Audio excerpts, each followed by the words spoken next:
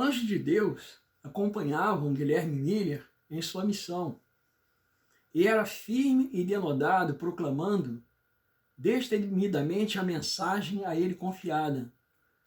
Um mundo que jazia na impiedade e uma igreja fria e mundana eram bastante para suscitar a atividade de todas as suas energias e levá-lo voluntariamente a suportar trabalhos, privações e sofrimento. Embora eles se opusessem cristãos professos e o mundo, e rudemente o atacassem, Satanás e os seus anjos não cessou de pregar o evangelho eterno às multidões, onde quer que era convidado, fazendo repercutir longe e perto o clamor: temei a Deus e dai-lhe glória, pois é chegada a hora do seu juízo. Apocalipse 14:7. Essa era a mensagem que era pregada também pelas crianças na Suécia e pelos pregadores ao redor do mundo.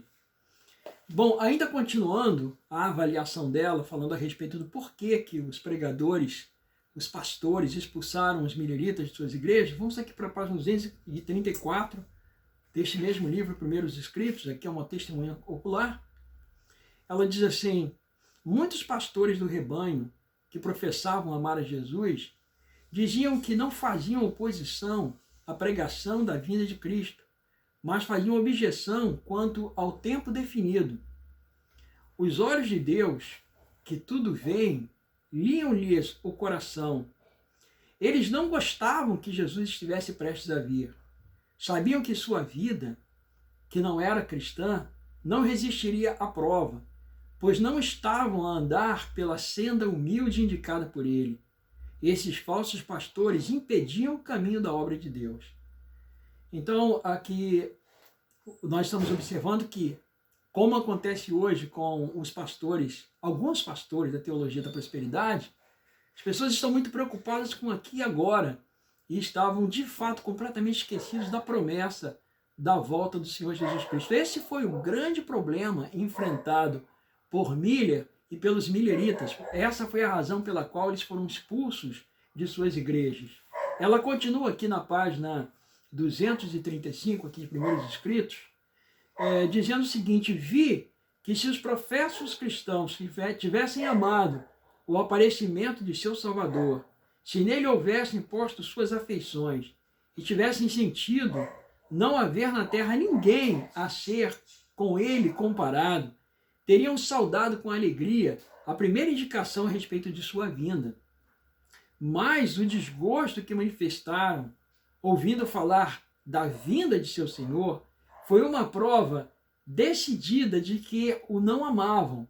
Satanás e seus anjos triunfaram e exprobaram a Cristo e seus santos anjos, que o seu povo professo tinha tão pouco amor a Jesus que não desejavam seu segundo aparecimento. Aqui está a razão pela qual os milleritas foram expulsos das suas igrejas. Agora, falando aqui em termos de teologia, naquela época se acentuava muito entre os evangélicos o pós-milenismo, ou seja, se pregava um milênio de paz, um milênio de abundância, um milênio de prosperidade, e só depois desse milênio, então, é que Jesus Cristo voltaria. Então eles estavam muito preocupados com a chegada desse milênio, esse milênio de paz, e aí eles desprezaram completamente a pregação de Miller, que era pré-milenista, que Jesus iria voltar, e ao voltar, então, ele inaugura o milênio. Essa era a pregação de Miller. Mas, nesse sentido, houve um certo, digamos, sucesso da parte do millerismo, porque a partir do millerismo agora, muitos evangélicos passaram a voltar os seus olhos para a volta iminente de nosso Senhor Jesus Cristo. Passaram a pregar a volta de Jesus Cristo.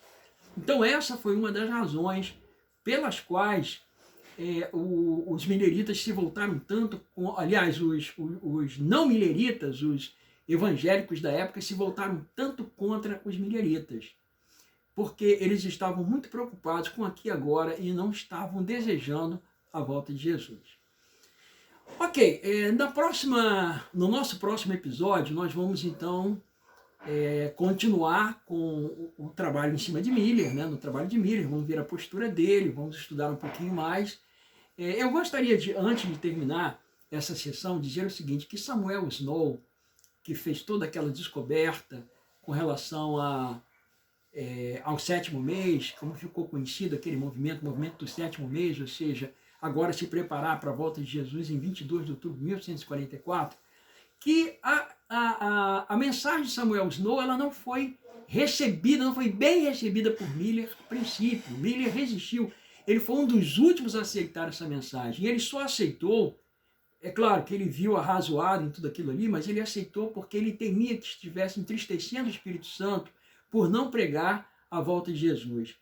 Mas mesmo assim, Miller continuou no seu avanço, sempre esperançoso. A gente vai falar sobre isso, então, no nosso próximo episódio.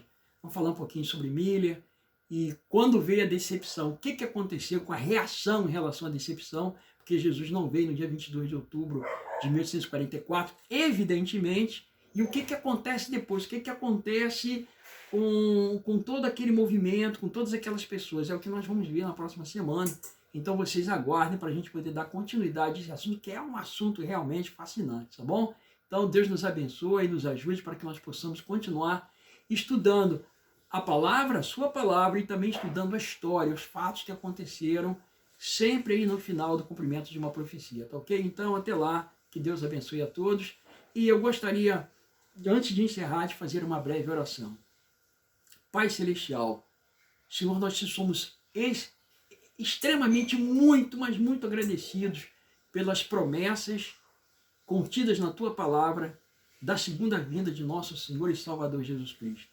Senhor, que Ele venha logo para nos buscar, a fim de que possamos estar com Ele por toda a eternidade. Abençoe a cada um dos nossos queridos amigos que estão participando conosco desta programação. Eu te clamo neste mesmo nome maravilhoso do Senhor Jesus Cristo, que vive pela eternidade. Amém, Senhor. Louvado seja o Teu nome. Amém.